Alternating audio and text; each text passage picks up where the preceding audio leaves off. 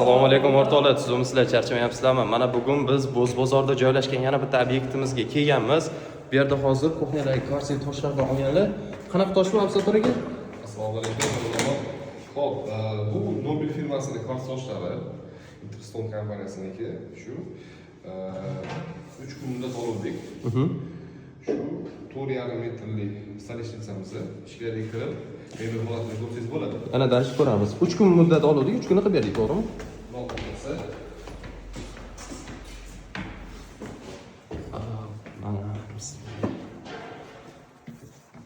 ular kuxnyalarga olganlar, ana shu. Uylari haqiqatan dizaynlari zo'r qilib qo'yishibdi ekan. Assalomu alaykum. Yaxshimisiz? Okey, bu hozirgi mebel holatimiz. Ko'rsangiz bo'ladi. Xudo xolasa shu 5-chi rayonda ko'rgan toshimizni Joylari ham chiroyli ekan, mebellarni zo'r qilib.